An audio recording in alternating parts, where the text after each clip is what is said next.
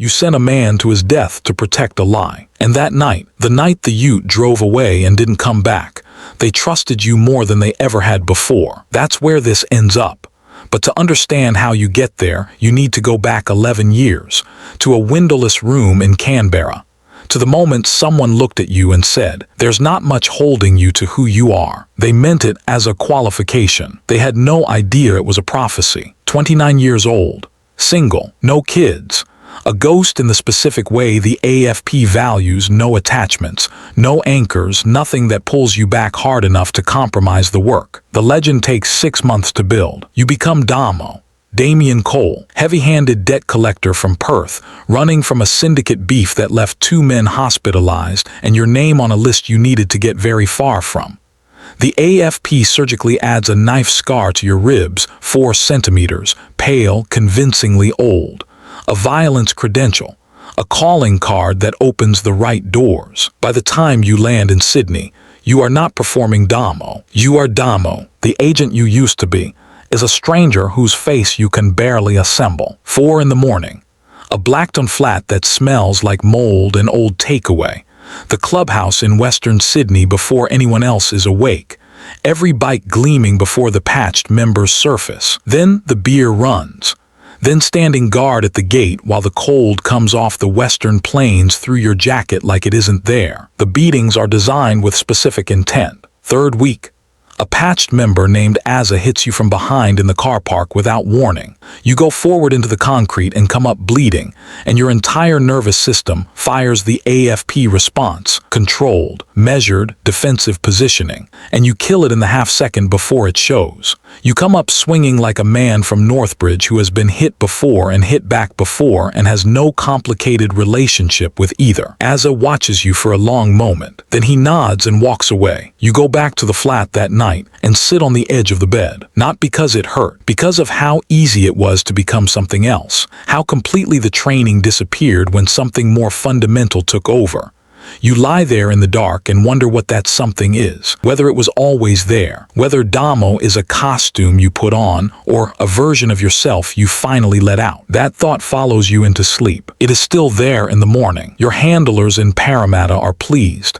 Every week you survive is access accumulating. You tell yourself that at the gate every morning. You believe it a little less each time. Year 3. The leather cut goes on your shoulders in front of the full club. 3-piece patch, top rocker, bottom rocker, center logo. The weight of it is not metaphorical. It is physical, real leather, real ink. Something shifts inside your chest that you don't have language for. Your AFP handler sends one word through the dead drop: confirmed. You file the report the next morning. You don't mention the shift. By year 5, you are Sergeant at Arms. Door staff at 3 Kings Cross venues. Container logistics through Port Botany, which manifests to adjust, which inspection windows to target, which border force officers work which rotations. You sit in on church every week and report back to Parramatta, and the handlers are thrilled. Then comes the night that almost ends everything. Church meeting, late. You're the last one leaving the car park when a senior Strike Force Raptor officer you recognize from your AFP Academy intake pulls into the servo across the road. Off duty. Civilian clothes. Filling his tank. Looking at nothing in particular. He looks up. You look back. 3 seconds, 4. You hold his gaze with the flat, uninterested look of a man who has never seen him before in his life. Because that is who you are right now. And you watch him look away first. Replace the nozzle. Get back in his car and leave. Your heart is running at a rate you can feel behind your eyes. The 2 members beside you notice nothing. You say something about the weather. They laugh. You drive home and sit in the dark until 3 in the morning without turning the lights on. The next morning, your handler asks how church went. You give him the intelligence. You don't mention the servo. You understand in that silence exactly what you are becoming. Not a man running an operation. A man protecting one. Year 7. The national run. a property 3 hours west of Sydney. 500 hectares of dry bush and open sky. Fire pits burning hard against the dark. Hundreds of Harleys in rows that stretch past the firelight, chrome catching the glow. The smell of exhaust and hot metal fatting into eucalyptus and smoke. Somewhere behind you someone is playing guitar badly, and the sound carries across the flat land with nowhere to go. You are standing at a fire with a beer in your hand, heat on your face, smoke going straight up in the still air. Men in the same leather cut on all sides, men you have ridden with, stood at gates within the freezing dark. Men who would take a bullet for you without the half-second pause that precedes every calculated decision. You are not running a threat assessment. You are not cataloging faces or memorizing conversations or calculating exit routes. You are standing at a fire in the bush, and the smoke is in your eyes, and Macca is telling the story about the breakdown outside Dubbo that gets funnier every time.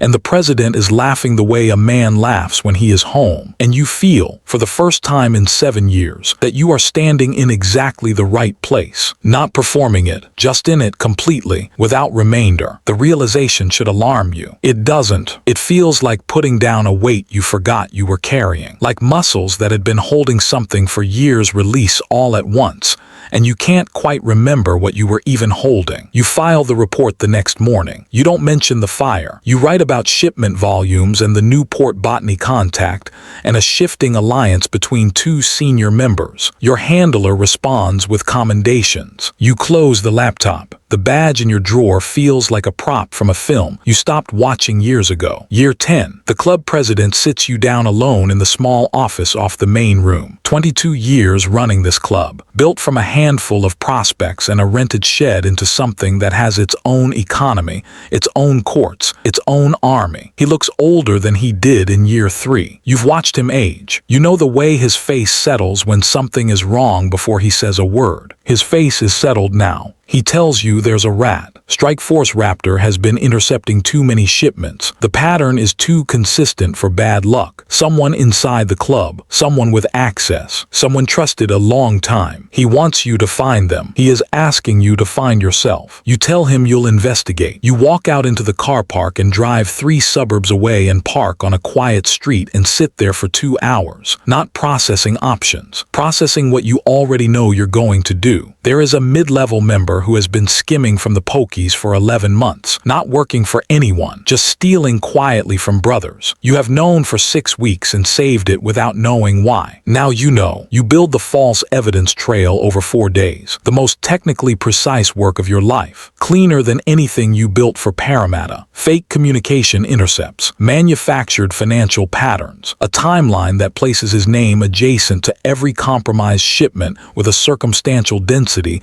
so complete it doesn't require a single direct fact. You present it to the president. He looks at it for a long time. Then he nods. Thursday evening. They put the man in the back of a ute. He's confused, arguing. He looks back once at the clubhouse as they close the tray, the face of someone who doesn't yet understand what is happening to him. You know where that ute is going. You go back inside. You have a beer at the bar. It tastes completely normal. That's the part that never leaves you. Not what you did. Not the ute or the drive or what waits at the end of it. The beer tasting normal. The fact that your hands don't shake. The fact that the man you used to be, the one who took an oath in a building in Canberra, would not recognize the person standing at that bar. And the person standing at that bar doesn't miss him. Your handler calls that night. You tell her a threat to the operation has been resolved. She believes you because she needs to. You are alone in a way that has no floor, belonging to nothing, accountable to no one. Year 11, new handler 34, aggressive, no patience for ambiguity. You stopped filing reports. The extraction protocol arrives at an address you abandoned 8 months ago. Inside, a photograph. The national run. You at the fire, beer in hand, the president's arm around your shoulder, completely unguarded, completely real. Written on the back in blue pen, we know. 48 hours. Extract or they release your identity to the club. You sit with the photograph for a long time. Then you drive to the clubhouse. You sit in the car park for 40 minutes watching the lights inside. The shapes moving behind the frosted glass. The sound of the club existing the way it has existed every night for 11 years. Then you drive away. Not to the AFP, not to an extraction point, to the Blackton flat. One bag. The badge stays on the kitchen table. You haven't opened that drawer in 4 years and you don't open it now. Airport 3 in the morning. Damo Cole flies out. Nobody else comes back. 6 days later, the AFP executes simultaneous raids across 11 locations. 10 years of intelligence dropped in a single morning. The president gets 22 years. Macca gets 14. The men who stood at fires with you, whose kids you watched grow up at Christmas runs, who trusted you with their lives because you spent a decade earning that trust. Their names move through sentencing documents and into the silence that follows. You read it on your phone. You feel the distant recognition that you should feel something. The something doesn't arrive. What stays isn't the mission, isn't the arrests or the commendations the AFP issues internally for an operation they will never publicly name. What stays is Macca's story about the breakdown outside Dubbo, the fire going straight up in the still air, the weight of the cut the first time it sat on your shoulders. The 10 years you spent pretending were the only honest years you've had. The mission was a success. You were the casualty. You're not in Bangkok, not in Phuket. You're in a city in a country that doesn't know your name and doesn't need to. You work with your hands. You keep the walls up. Some nights you dream about the fire. You wake up and the flat is quiet, and you are nobody. And that is the only thing left that's true. Deep cover operations are real. AFP undercover agents have operated inside Australian outlaw motorcycle gangs for years. The psychological cost is documented, classified, and rarely discussed publicly. Some people come back from deep cover. Some don't. Which one do you think you'd be? Subscribe to POV Ledger. The next one goes deeper.